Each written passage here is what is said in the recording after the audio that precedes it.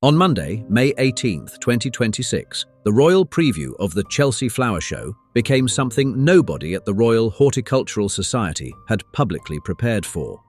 The Princess of Wales, returning to one of her most personal patronages after nearly 3 years of cancer recovery and reduced public duties, walked the grounds of the show as if she had never left.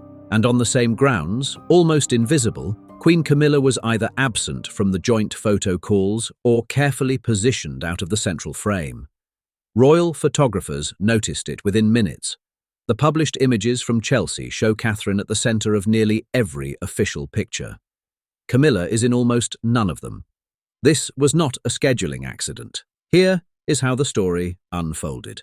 This is not just a story about who showed up at a flower show. It is the first visible signal of a power shift inside the modern royal family, a shift that has been building quietly since Catherine's cancer diagnosis in March 2024, and that is now becoming impossible to ignore. Chelsea is not a neutral venue. The Royal Horticultural Society is the Princess of Wales's patronage. The show is, in royal terms, her home turf. And by stepping back onto that turf with this much visibility, while Camilla is so noticeably reduced, Catherine is doing something the palace press office cannot put into an official statement. She is signalling that the role of soft power matriarch has changed hands. Today, we will look at why the Chelsea Flower Show belongs to Catherine in a way that almost no other royal event does. We will examine what royal commentators noticed at Monday's royal preview and what an insider told Closer Weekly about a private conversation between Catherine's team and Camilla's office. We will trace the historical echo from Princess Diana through Catherine to Princess Charlotte. And we will look at what happens in 2 weeks at Royal Ascot, where, according to multiple reports, Camilla's place in the Carriage procession is now under quiet review. To understand why Chelsea matters this much, you have to understand what Catherine has built there over the past 7 years.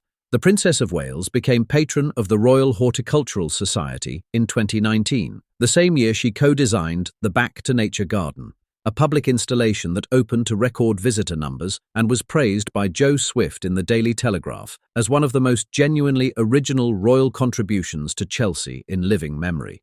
In 2023, she returned with the RHS Children's Garden, a permanent installation focused on early childhood development through outdoor play. These were not ceremonial appearances. Catherine designed elements of both gardens personally, met with the RHS horticultural team for months in advance, and selected specific plants tied to her own family memories. Then came the cancer diagnosis in March 2024. For nearly 18 months, her public schedule was reduced to a handful of carefully chosen appearances. Chelsea 2024 and Chelsea 2025 took place without her. During that period, Queen Camilla quietly stepped into the gardening role she had been building at Highgrove for years. The Highgrove Gardens were one of King Charles's lifelong projects, and Camilla had begun positioning herself through select interviews with Country Life and a 2024 Hello magazine feature as the family's so-called garden queen. But the title was never officially hers. It was assumed in Catherine's absence. And now, in 2026, Catherine has come back. Royal historian Hugo Vickers told the Daily Mail in early May that Catherine's return to Chelsea is being watched far more carefully than most observers realise. The Royal Horticultural Society, Vickers added, is not a venue where the Queen Consort has a natural claim. It is the Princess of Wales's territory by patronage, by design contribution, and by personal investment. There is one more figure in this background. Princess Diana made her last public Chelsea appearance in 1996, the year before her death, and was widely described by the press at the time as the royal family's most natural gardener of her generation. Catherine is, in a way that royal commentators have begun openly discussing, picking that thread back up. The first sign that something was different came in the morning of the royal preview. According to 2 sources who spoke to OK magazine, the original schedule for Monday included a joint photo opportunity between the Princess of Wales and Queen Camilla at the entrance to the main avenue. That photo call was quietly dropped from the published itinerary the night before.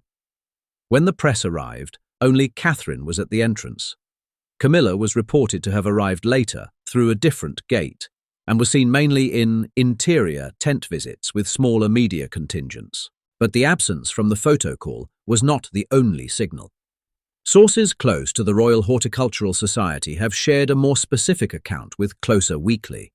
According to an insider with knowledge of the planning conversations, Queen Camilla had personally requested a joint garden walk with Catherine on the morning of the preview, a small, choreographed moment that would have produced the kind of unity image the palace usually prefers. Catherine's team, the insider says, declined the request politely, on the grounds that the morning schedule was already committed to RHS staff and design briefings. While there is no official confirmation from Kensington Palace or Clarence House, the sources who described the conversation say it was the first time in living memory that a request of this kind, from the Queen Consort to the Princess of Wales, had been turned down at all. The third revelation is the one that royal watchers have been most reluctant to put into print. Multiple sources, including a senior royal correspondent at The Telegraph who spoke on background, have indicated that Queen Camilla's place in the carriage procession at Royal Ascot, scheduled for the first week of June, is now under quiet review. The carriage procession is one of the most visible soft power moments in the royal calendar. The placement of family members in the first carriage is, by convention, decided weeks in advance.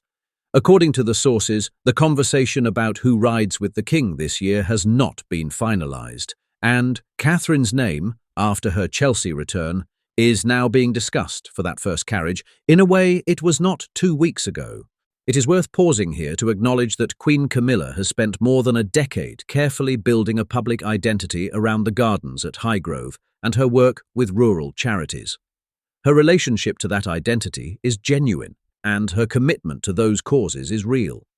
None of what is happening at Chelsea changes that. But it does change how the family's soft power roles are distributed in public. For the past 2 years, while Catherine was recovering, Camilla effectively held the gardening territory by default. There was no competition because there was no Princess of Wales in the picture. That arrangement was never made formal. It was simply what happened in the absence.